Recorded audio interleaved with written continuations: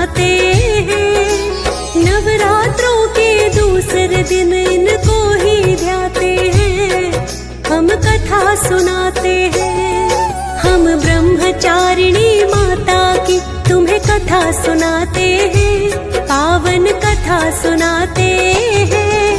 नवरात्रों के दूसरे दिन इनको ही ध्याते हैं, हम कथा सुनाते हैं। माँ ब्रह्मचारिणी का वंदन होता है दूसरे दिन। माँ ब्रह्मचारिणी का वंदन होता है दूसरे दिन।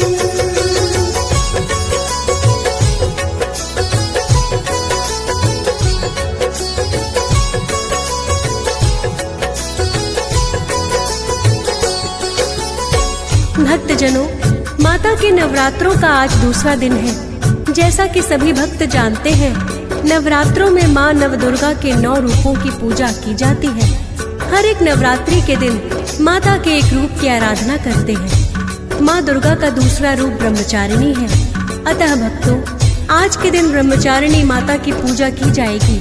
आइए भक्तों, सुनते हैं माता ब्रह्मचारिणी के पावन रूप की महिमा वर्णन और कथा।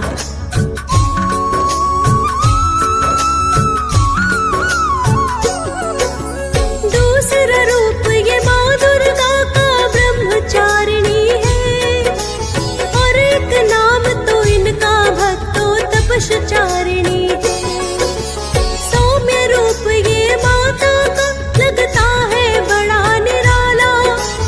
एक हाथ में लिया कमंडल, दूजे में जपमाला। शिव के नाम का करती रहती माता हरदम जाप। दर्शन करने से रूप के मिटते सब संताप। मुकुट सुशोभित है मस्तक पर, मुखड़े की शोभा न्यारी। ब्रह्मचारिणी रूप में माता लगती है बड़ी प्यारी। दर्शन मात्र से ही जिनके संकट कट जाते हैं, पावन कथा सुनाते हैं। नवरात्रों के दूसरे दिन इनको ही ध्याते हैं, हम कथा सुनाते हैं। माँ ब्रह्मचारिणी का वंदन होता है दूसरे दिन। माँ ब्रह्मचारिणी का वंदन होता है दूसरे दिन।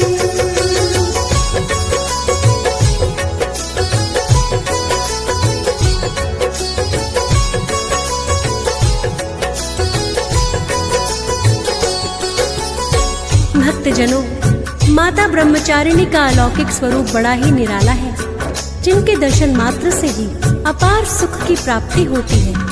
माता ब्रह्मचारिणी के मस्तक पर स्वर्ण मुकुट सुशोभित रहता है।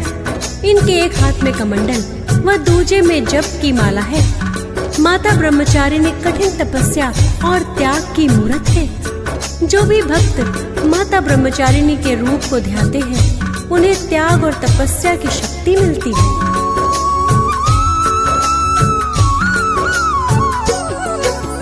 ब्रह्मचारिणी का स्वरूप है अत्यंत ज्योतिर्मय। मुखमंडल की कांति इनकी लगती बड़ी भव्य।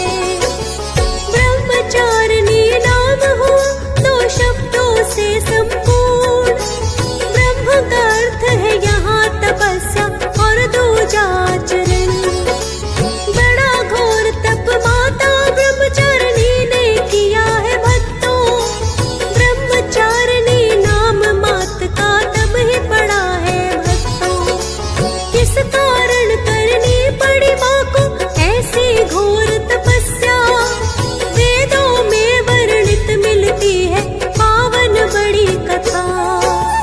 आओ भक्तों, इस कथा को हम दोहराते हैं, पावन कथा सुनाते हैं। नवरात्रों के दूसरे दिन इनको ही ध्याते हैं, हम कथा सुनाते हैं। माँ ब्रह्मचारिणी का वंदन होता है दूसरे दिन। माँ ब्रह्मचारिणी का वंदन होता है दूसरे दिन।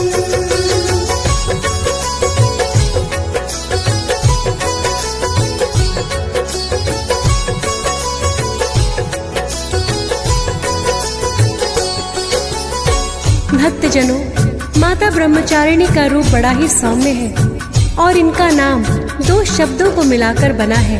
यहाँ ब्रह्म का अर्थ तपस्या है और चारिणी का अर्थ आचरण करने वाली। अतः माता ने बड़े ही कठिन तपस्या का आचरण किया, जिसके कारण इनका नाम ब्रह्मचारिणी पड़ गया।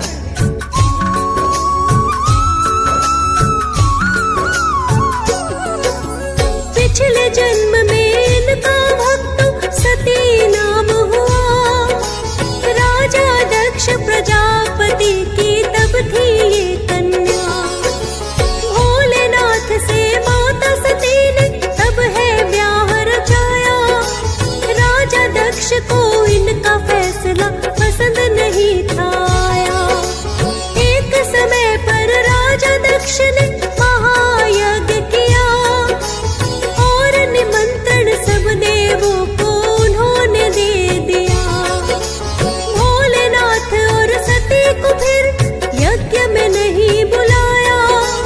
बिना बुलाए पिता के यज्ञ में इन्होंने आना चाहा। माता सती को भोलेनाथ तो बहुत समझाते हैं, पावन कथा सुनाते हैं। नवरात्रों के दूसरे दिन इनको ही ध्याते हैं, हम कथा सुनाते हैं। माँ ब्रह्मचारिणी का वंदन होता है दूसरे दिन। माँ ब्रह्मचारिणी का वंदन होता है दूसरे दिन।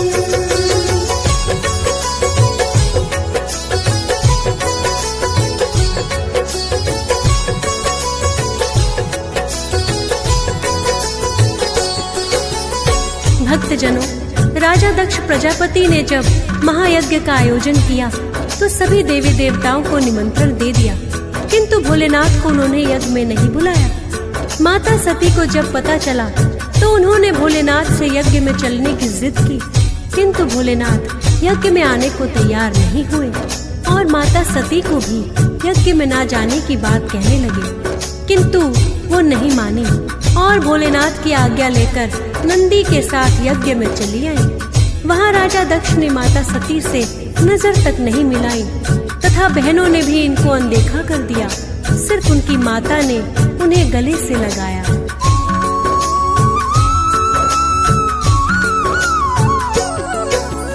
राजा दक्ष ने महायज्ञ का कर तो लिया अनुष्ठान। यज्ञ में लेकिन नहीं रखा है भोलेनाथ का स्थान। हुआ अपमान जो भोलेनाथ का माता न सह पाई। हवन कुंड में कूद इन्होंने अपनी जान गंवाई। भोलेनाथ को इतना जानकर क्रोध बढ़ाया। जलती हुई सती को लेकर तांडव खूब रचाया। विष्णु जी ने छोड़ दिया है फिर तो अपना सुदर्शन। जलती हुई सती के जिससे लगे बिखरने अंग। यही अंग तो शक्तिपीठ फिर बन ही जाते हैं, पावन कथा सुनाते हैं। नवरात्रों के दूसरे दिन इनको ही ध्याते हैं, हम कथा सुनाते हैं। माँ ब्रह्मचारिणी का वंदन होता है दूसरे दिन।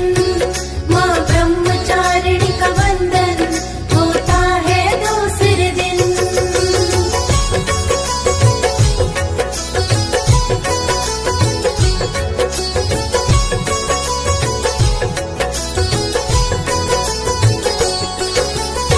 भक्तजनों, भोलेनाथ ने जब चलती हुई सती को लेकर तांडव किया तो ब्रह्मा जी ने विष्णु जी के पास आकर कहा कि हे विष्णु जी, भोलेनाथ के क्रोध को शांत करने का कोई उपाय करें, वरना धरती पर प्रलय आ जाएगी, जिससे ये सारी सृष्टि नष्ट हो जाएगी।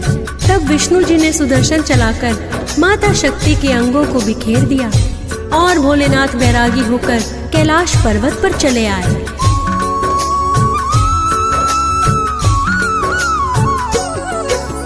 भोलेनाथ पर सती वियोग को सह नहीं पाए हैं। हो गए हैं वैरागी और कैलाश चले आए।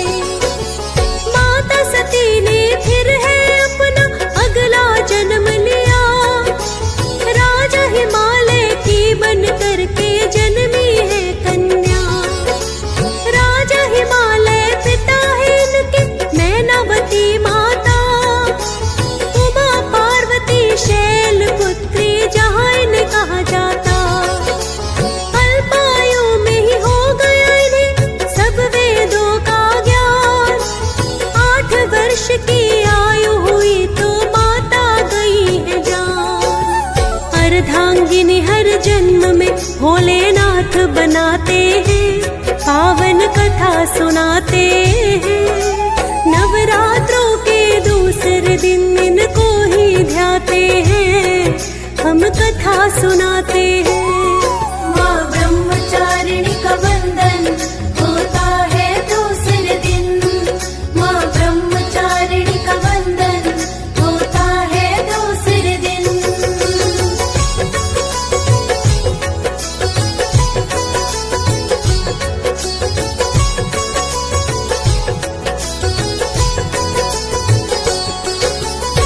भक्तजनों, माता सती ने जब अगला जन्म राजा हिमालय की पुत्री के रूप में लिया तो इन्होंने अल्पायु में ही सारे वेद पुराणों का ज्ञान अर्जित कर लिया। माता को अपने पिछले जन्म का आभास होने लगा। तब माता सती ने मुनि नारद के कहने पर कठिन तपस्या करने का निर्णय लिया ताकि अपने इस जन्म में भी भोलेनाथ को पति के रूप में पा सके।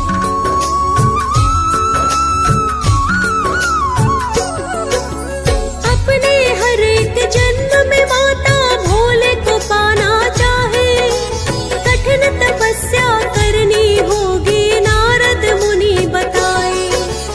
करने तपस्या माता फिर तो एक वन में चली आई, अपने पिता को तप करने की बात भी नहीं बताई।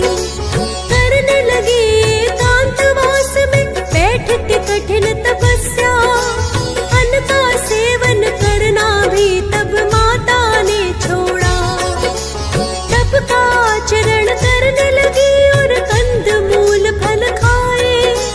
करे तपस्या गर्मी सर्दी चाहे बारिश आए, ऐसी घोर तपस्या ऋषि मुनि कर ना पाते हैं, पावन कथा सुनाते हैं।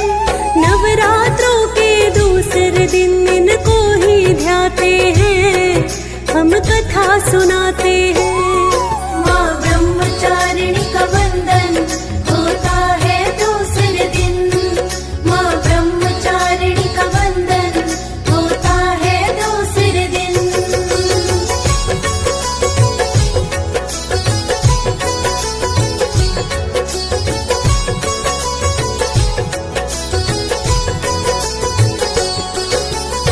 भक्तजनों, इस प्रकार माता ने हजारों वर्षों तक कंद मूल फल खाकर अपना जीवन बिताया और शिव का सिमरन करती रही।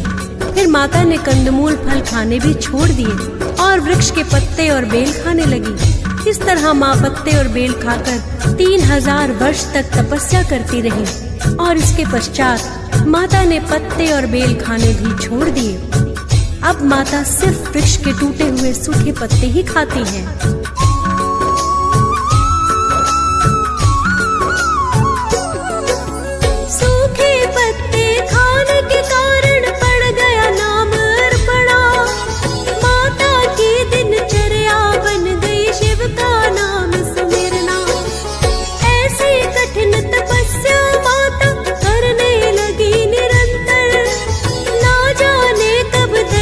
देंगे मुझको भोले शंकर, सूखे पत्ते भी खाने माने तब छोड़ दिए। वायु को पीकर ही माता जीवन अपना जिए। माँ की तपस्या देख देवता गण भी हर्षाए। भोलेनाथ फिर दर्शन देने स्वयं चले आए। विवाह करने के लिए माता से मान ही जाते हैं, पावन कथा सुनाते हैं। नवरात्रों के दूसरे दिन इनको ही ध्याते हैं, हम कथा सुनाते हैं। माँ ब्रह्मचारिणी का वंदन होता है दूसरे दिन, माँ ब्रह्मचारिणी का वंदन होता है दूसरे दिन।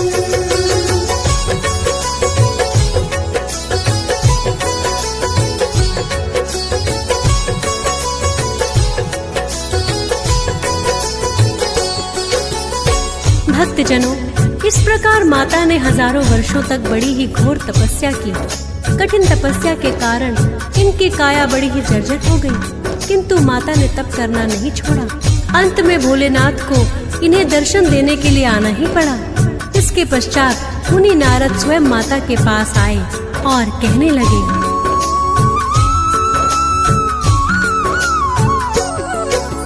पूरी हो गई अब तो आपकी कठिन तपस्या है, निश्चित हुआ है भोलेनाथ से करना विवाह है।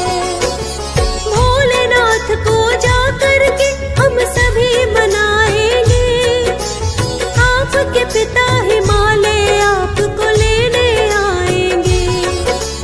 हो गई पूर्ण तपस्या माता, अब घर को जाओ, जैसा आपके मन में है शिव को ही अपनाओ। राजा हिमालय फिर उन्हें लेने स्वयं चले आए, विवाह संदेशा भोलेनाथ को फिर वो भिजवाए। माँ गौरा भोलेनाथ फिर विवाह रचाते हैं, पावन कथा सुनाते हैं। नवरात्रों के दूसरे दिन इनको ही ध्याते हैं, हम कथा सुनाते हैं। माँ ब्रह्मचारिणी का वंदन होता है दूसरे दिन, माँ ब्रह्मचारिणी का वंदन होता है दूसरे दिन।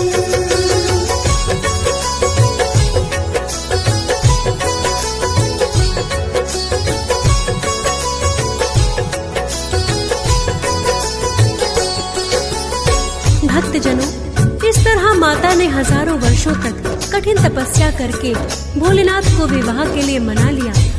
अंत में भोलेनाथ को माता की कठिन तपस्या के आगे झुकना ही पड़ा और तपस्या के कारण ही माता का नाम ब्रह्मचारिणी पड़ा। भक्तजनों, माता ब्रह्मचारिणी को तपस्चारिणी भी कहते हैं, अर्थात तप का आचरण करने वाली माता। ब्रह्मचारिणी का यह रूप भक्तों को कठिन तपस्या करने की शक्ति देता है।